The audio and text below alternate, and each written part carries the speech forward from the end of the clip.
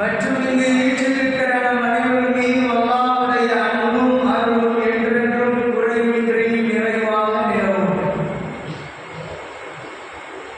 இறையில்லா கஅபா ஷரீஃபையும் இறை தூதுவரின் பூங்காவனமாம் ரௌலா ஷரீஃபையும் கனவிலும் நினைவிலும் கண்டுகளித்து கொண்டு உறவாடி ஆனந்தமாய் அலவலாவி மகிழ்கிற நல்ல நசீவினை அல்லாஹ் நமக்கும் நாம் நேசிக்கிற மக்களுக்கும் நம்மை நேசிக்கிற மக்களுக்கும் அல்லாஹ் அருள் புரிவானாக. ஆரோக்கியமான நல்வளத்தையும் நற்சுகத்தையும் அகிலத்தில் யாவருக்கும் அல்லாஹ் அருள் புரிவானாக.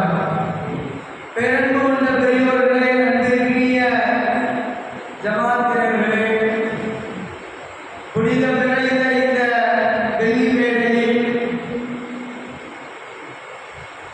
நாம் இன்றைக்கு இளைஞர்களுக்காக ஒரு தலையங்கம், அவர்கள் விருப்பப்பட்டதற்கு இணங்க இன்றைக்கு நாம் ஜும்மாவிலே ஹலால் ஹராம் பேணுவோம். ஹலாலை குறித்து ஹராமை குறித்து நம்முடைய மக்கள் கேட்டதற்கு இணங்க இன்று ஜும்மாவின் உரையில் ஹலால் ஹராம் பேணுவோம் என்ற தலைப்பில் நாம் பேசவிருக்கிறோம். நல்லதை பேசவும் அதை குறித்து சிந்திக்கவும் வருங்காலத்தில் செயல் புரியவும் பேசுகிற எனக்கும் கேட்கிற உங்களுக்கும் அல்லாஹ் அருள்பாலிப்பானாக. அன்பிற்கினியவர்களே, இன்றைக்கு நாம் AI ஆர்டிஃபிஷியல் இன்டெலிஜென்ஸ் வேர்ல்டில் நம்ம வாழ்ந்து கொண்டிருக்கிறோம். இன்ஃபர்மேஷன் டெக்னாலஜியினுடைய வேர்ல்டில் நம்ம வாழ்ந்து கொண்டிருக்கிறோம். இந்த நவீன நாகரீக உலகில் இந்த உலகத்தினுடைய நடைமுறைகள், இந்த உலகத்தின் வாழ்வியல், இந்த உலகத்தின் வழிமுறை ஒரு பாதையில் நம்மை இழுத்து செல்லலாம். ஆனால் அல்லாஹ்வினால் ஏற்றுக்கொள்ளப்பட்ட சுத்த சத்திய தீனுல் இஸ்லாமிய மார்க்கம் நம்முடைய லைஃப் ஸ்டைலை, நம்முடைய வாழ்க்கை நெறிமுறைப்படுத்தியது இன்றைக்கோ நேற்றைக்கோ அல்ல. இந்த உலகம் உண்டாகுவதற்கு முன்பதாகவே, இந்த உலகத்தில் மனிதன் வாழ்வதற்கு இந்த கேலக்சி, இந்த புவியை அல்லாஹ் தயார்படுத்துவதற்கு முன்பதாகவே மனிதன் வாழக்கூடிய ஒரு வாழ்வியலுக்கு ஏற்ற ஒரு மார்க்கமாக இந்த தீனுல் இஸ்லாமிய மார்க்கத்தை அல்லாஹ் தந்திருக்கிறார். எனவே இந்த உலகம் நம்மை எதை நோக்கி நம்மை இழுத்தாலும், எந்த கலாச்சார சீரழிவு சீர்கேடை நோக்கி நம்மை கூவி அழைத்தாலும், நம்முடைய ஒரே வாழ்க்கை, நம்முடைய ஒரே வழிமுறை, நம்முடைய ஒரே மார்க்கம் இன்ன தீன இந்தல்லாஹில் இஸ்லாம். இஸ்லாமை விடுத்து, இஸ்லாமிய வாழ்வியலை விடுத்து, இஸ்லாமுடைய வழிமுறையை விடுத்து, இஸ்லாமுடைய பண்பாடு, இஸ்லாத்தின் நாகரீகத்தை கடந்து வேறு ஒரு வாழ்க்கை இல்லை. அப்புறம் அந்த வாழ்க்கை நாம் தேர்ந்து தெளிவடைவதற்கு தான் ஹலால் ஹராம் என்கிற இரு பாதையை அல்லாஹ் அமைத்திருக்கிறான். இன்னும் அல்லாஹ் கேட்பான், அலம் நஜஅல் லஹு ஐனைன், மனிதா, உனக்கு பார்க்கிற இரு விழிகளை நான் தரவில்லையா என்று அல்லாஹ் கேட்கிறான். அலம் நஜஅல் லஹு ஐனைன், மனிதனை எப்படி நாம் செம்மையாக்கி நாம் படைத்திருக்கிறோம். மனிதன் பார்க்கிற அந்த பார்வையை இரண்டாக பார்க்கிற அந்த பார்க்கிற திறனை, இரண்டு கண்ணை நான் தந்திருக்கிறேன் என்று அல்லாஹ் குறிப்பிடுகிறார். அந்த இரண்டு கண்ணும் நமக்கு இரண்டு வழிகளை போதிக்கிறது. நீ இந்த வழியிலும் வாழலாம், இந்த வழியிலும் வாழலாம். அல்லாஹ் கேட்கிறான், உன்னுடைய விஷயம், உன்னுடைய பார்வை, உன்னுடைய பாதை, உன்னுடைய பயணம் எப்படி இருக்கணும்? மார்க்கம் அனுமதித்த, மார்க்கத்தை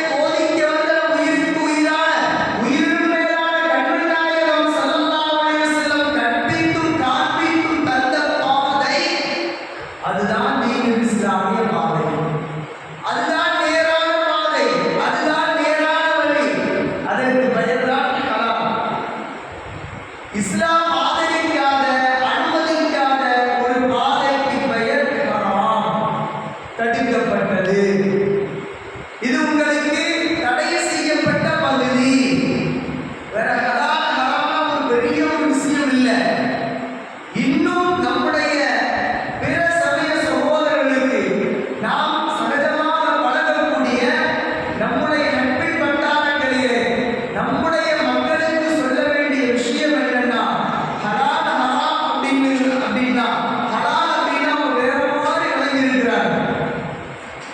அப்புறம் நம்மோடு பழகக்கூடிய மக்களுக்கு நாம் என்ன சொல்லணும்? ஹலால் என்பது அறம் சார்ந்த விஷயத்திற்கு ஹலால். நீதிக்கு, நேர்மைக்கு, வாய்மைக்கு, தூய்மைக்கு பெயர் ஹலால்.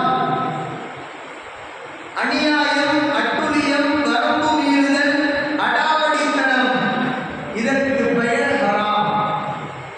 ரொம்ப சிம்பிள் லாஜிக் தான். மார்க்கம் அனுமதிக்கிற விஷயம். அப்புறம் அறம் சார்ந்து வாழுங்கள். எல்லா சமய நூல்களும் எல்லா சமய சித்தாந்தங்களும் போதிக்கக்கூடிய கோட்பாடுகள் என்ன? அறமோடு வாழுங்கள். அறத்தை அன்று வாழ்க்கை அல்ல.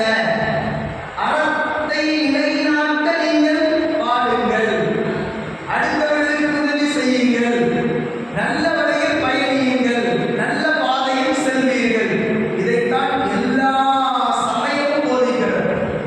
அப்புறம் மார்க்கம் இதற்கு பெயர் ஹலால் என்கிற முத்திரையை தருகிறது.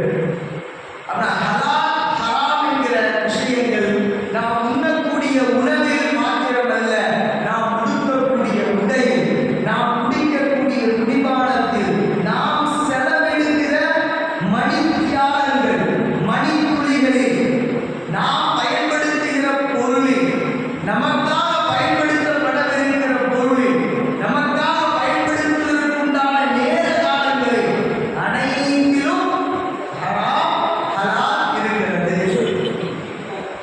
அதனால்தான் பெருமானார் ஸல்லல்லாஹு அலைஹி வஸல்லம் சொல்வார்கள், அல் ஹலால் பையினுன். மார்க்கம் அனுமதிக்கப்பட்டிருக்கிற ஹலால் தெளிவாக இருக்கிறது. வல் ஹராம் பையினுன்.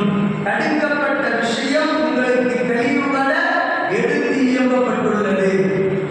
எனவே ஹலாலை ஹலாலாக எடுத்துக் கொள்ளுங்கள்.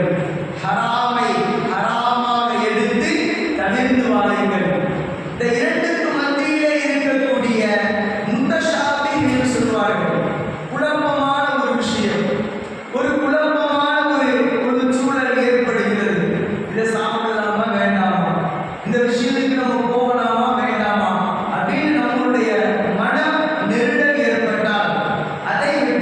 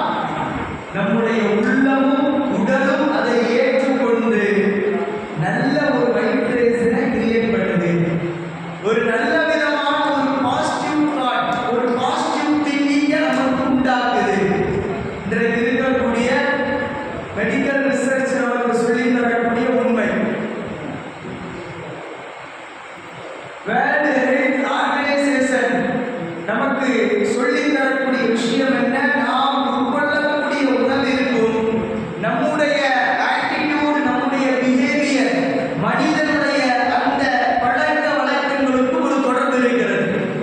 இதை அல்லாஹ் 6th செஞ்சுரி 6ஆம் நூற்றாண்டுக்கு முன்பதாகவே சொல்லி இருக்கிறார்.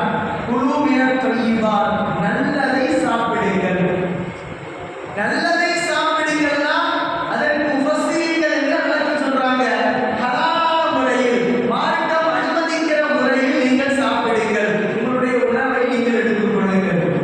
உணவின் விஷயத்தில் நாம் மிகவும் கவனம் செலுத்தியாக வேண்டும். இதற்கு ஹலால் சிம்பிள் ஒரு ஹோட்டல்ல போட்டோம்னா இது ஹலால்னு போய் சாப்பிடுறோம். அது ராமசாமி விச்சாலும் சரி, குப்புசாமி விச்சாலும் சரி போய் சாப்பிடுறோம். ஏன்? நாம் அடக்க முடியல, நாக்கு ருசி கேட்குது. அது ஹலாலை விட ஹராம் தான் அதிகமா கேட்கும். ஏன்னா ஷைத்தான் அதைத்தான் போதிக்கிறார். இன்றைக்கு இருக்கக்கூடிய நவீன நாகரீகம் என்ற அடிப்படையில இந்த உணவுகளை சாப்பிட்டால்தான் ஃபேஷன்ங்க. இதெல்லாம் சாப்பிட்டாதான் நாமள இந்த இந்த தலைமுறைக்கு இந்த தகுதியான மக்கள் அப்படிங்கிற அக்செப்ட் பண்ணுது இந்த உலகம். அப்படிங்கிற ஒரு மித்த நாம நமக்குள்ளாவே கிரியேட் பண்ணி வச்சிருக்கிறோம். அந்த சாப்பிடக்கூடிய உணவு ஹலாலா ஹராமா, இது நமக்கு செரிமானத்திற்கு உகந்ததா, அல்லது நாம சாப்பிடுறோம் நம்ம பிள்ளைகளுக்கு சாப்பிட கொடுக்கிறோம். ஓகே இந்த குக்குரு ரைஸ் எல்லாம் வேஸ்ட். இதெல்லாம் நம்ம பிள்ளைக்கு கேட்டுச்சு அடம்பிடிக்குது வாங்கி கொடுக்குறோம். அடுத்து ஆஸ்பத்திரியில் போய் சேர்க்கக்கூடிய நிலைமை.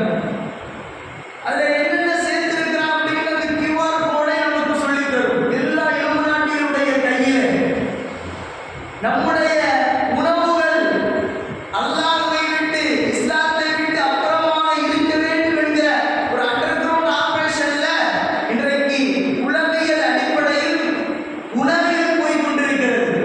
அதெல்லாம் பத்தி நாம யோசிக்கிறது இல்லை.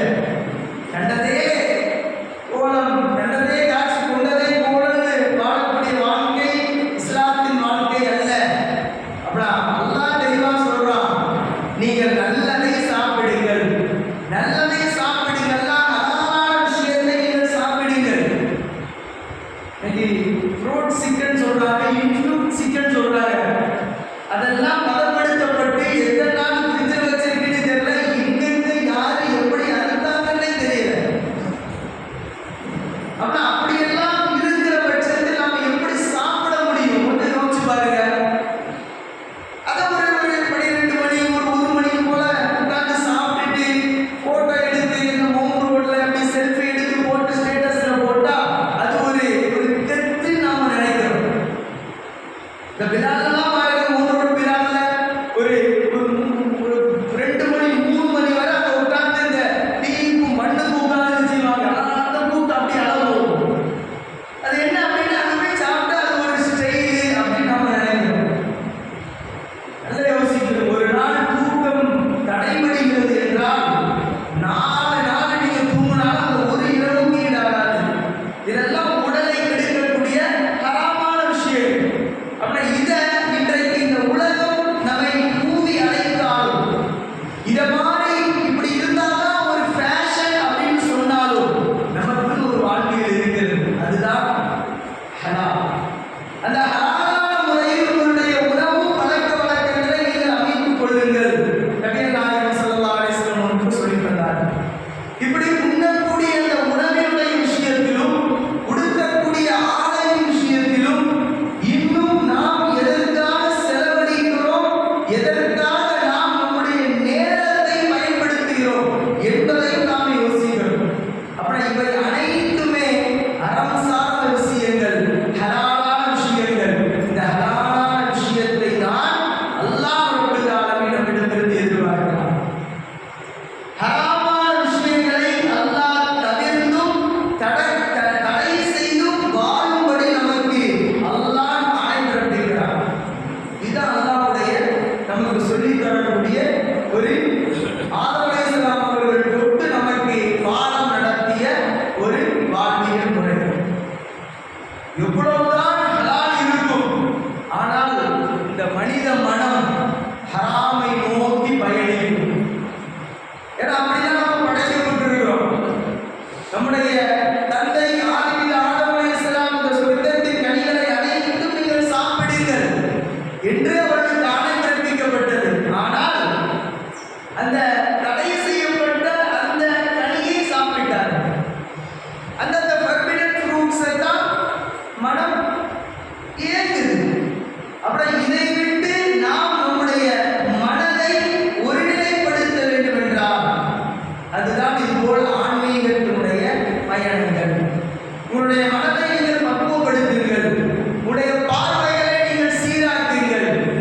என்று நம்முடைய மார்க்கம் சொல்லித் தருவதற்கு காரணம் என்ன?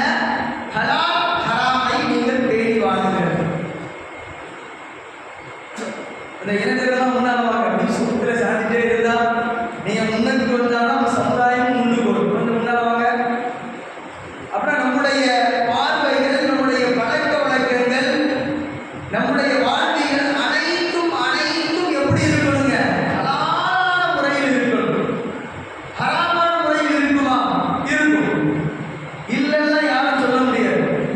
ஹராமான விஷயங்கள்ல மனிதன் மனம் போகுமா? போகும். இல்லைங்க நான் ஹலாலே தான் வாழ்றேன், ஹராமே நான் வாழல அப்படின்னு சொன்னா அவன் பொய் சொல்றான்னு அர்த்தம். இல்லைங்க நான் முழுக்க நான் வந்து ஹலாலான தான் வாழ்றேன் அப்படின்னா அப்படியே புரிஞ்சா பொய்ன்னு அர்த்தம். ஏன்னா மனிதன் பலவீனமாக படைக்கப்பட்டிருக்கிறான். மனிதனுக்கு இந்த ஹராம் எட்டி பார்க்குமா அப்படின்னா கண்டிப்பாக எட்டி பார்க்கும். இதை விட்டு தவிர்த்து நடப்பதற்கு என்ன செய்யணும்? ஸல்லல்லாஹு அலைஹி வஸல்லம் தெளிவா சொன்னாங்க பாருங்க. பெருமானார் இதற்கு தெளிவான முறையில் ஒரு விஷயத்தை நமக்கு சொன்னார்கள். உங்க பார்வையை வெளிவா அமைத்துக் கொள்ளுங்கள், ஹலால் ஹராம் பேணுங்கள் என்பதை நபிகள் நாயகம் ஸல்லல்லாஹு அலைஹி வஸல்லம் தெளிவுபட எடுத்து சொன்னார்கள். சரி, இது நாம் அடுத்து பார்க்கலாம். ரசூலுல்லாஹ் என்ன சொன்னாங்க அப்படிங்கிறத அடுத்து நாம சொல்றோம். இதற்கு முன்பதாக 18ஆம் நூற்றாண்டிலே வாழ்ந்த சிக்மண்ட் ஃப்ராய்ட் மனோதத்துவ நிபுணத்தின் தந்தை என்கிற அடிப்படையில் ஃபாதர் ஆஃப் த சைக்காலஜிக்கல் அடிப்படையில் ஒவ்வொரு விஷயத்தை அணுகக்கூடிய 18ஆம் நூற்றாண்டின் இறுதியிலே வாழ்ந்த சிக்மண்ட் ஃப்ராய்ட் அவர் என்ன சொல்றாருன்னா, மனிதனுடைய மனம் என்பது தீமையை அதிகமாக ஏவும், தடுக்கப்பட்ட விஷயத்தை அதிகமாக தூண்டும். அப்புறம் தடுக்கப்பட்டதுன்னா ஹராமான விஷயத்தை அதிகமாக தூண்டும் அப்படிங்கிறார். இன்னும் அந்த சிக்மண்ட் ஃப்ராய்டு அவருடைய ரிசர்ச்சின் முடிவில், ஆய்வின் முடிவில் ஒரு ஆய்வறிக்கையை சமர்ப்பிக்கிறார். அதில் அவர் சொல்லக்கூடிய வார்த்தை என்னன்னா, மனிதனுடைய மனம் இருக்குது இல்லை, நம்முடைய மனம் இதுல ஆழ் மனமும் இருக்கிறது, வெளி மனமும் இருக்கிறது. அதாவது இன் அவுட், வெளியும் இருக்குது, உள்ளும் இருக்குது. நாம வெளி மனதில் எதை சிந்திக்கிறோமோ, எதை நினைக்கிறோமோ, எதை பார்க்கிறோமோ அது தொடர்ந்து வெளி மனதில் பதியப்பட்டு, வெளிமனதில் பதியப்பட்ட அனைத்து விஷயங்களும் காலப்போக்கில் உள் மனதில் பதிவுகிறது. இந்த ஆழ் மனதில் பதிகிறது. இந்த ஆழ் மனதில் பதியப்பட்ட விஷயத்தை அழிப்பது கடினம் அப்படிங்கிறார். ஆனா இதைத்தான் மார்க்கம் சொல்லுகிறது. நீங்கள் ஹராமான விஷயத்தை தொடர்ந்து செய்து கொண்டே இருந்தால் அந்த ஹராம் உங்களுக்கு இனிமையா போயிடும். ஆனா அப்படி சம்பாத்தியம் பண்ணதோட இப்படி பண்ணா இன்கம் அதிகமா வருது அப்படிங்கிற ஒரு மைண்ட் செட் உங்களுக்கு செட் ஆயிடும். ரொம்ப தெளிவா சொல்றாரு பாருங்க. வெளிமனதில் பதியப்பட்ட விஷயம் நாளடைவில் காலப்போக்கில் உங்களுடைய ஆழ் மனதில் பதிந்து விட்டால் அழிவது கடினம். இப்ப ரசூலுல்லாஹி ஸல்லல்லாஹு அலைஹி வஸல்லம் சொன்ன விஷயத்துக்கு வாங்க. இறைவா, ஹலாலான வாழ்க்கையை விட்டு ஹராமான சிந்தனைகள், சொற்கள், செயல்கள் என்னுடைய வாழ்க்கையில் இரண்டர கலப்பதை விட்டு உன்னிடத்தில் நான் பாதுகாப்பு தேடுகிறேன் அப்படின்னாங்க ஸல்லல்லாஹு அலைஹி வஸல்லம். இன்னும் இந்த பார்வையினுடைய அந்த கெடுதிகளை நாம யோசிக்கணும். இளைஞர்கள்லாம் இருக்கிறீங்க, நல்லா யோசிக்க. நம்முடைய பார்வை தீய சிந்தனையை நோக்கி செல்லும். ஏன்னா மார்க்கத்தின் அடிப்படையில் மனிதனுடைய மேனுஃபேக்சரிங் டிஃபைனே அப்படித்தான். ஹராமான ஒரு விஷயத்தை நோக்கி போகும், ஒரு ஹராமான ஒரு பார்வையை நோக்கி போகும். வேற யாரும் இல்லை, தான் மர்மம் அழிவதி எல்லாம் வைத்து இந்த விஷயத்திற்கு பாடம் நடத்துகிறார்கள். பெருமானார் மனோதத்துவ வியலின் அடிப்படையில் பாடம் நடத்துகிறார்கள். அதையே நீங்கள் உங்கள் பார்வையை பின்தொடராதீர்கள்.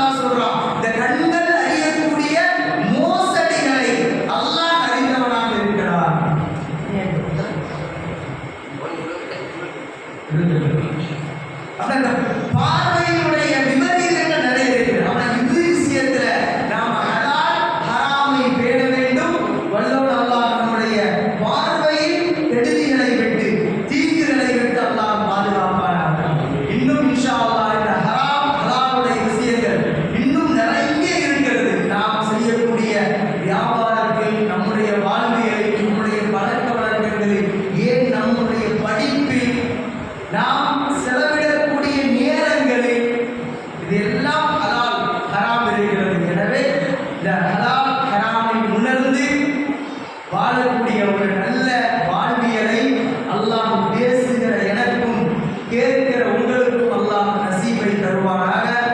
அல்ஹம்துலில்லாஹ். நம்முடைய இளைஞர்கள் நல்ல ஒரு தலைவர்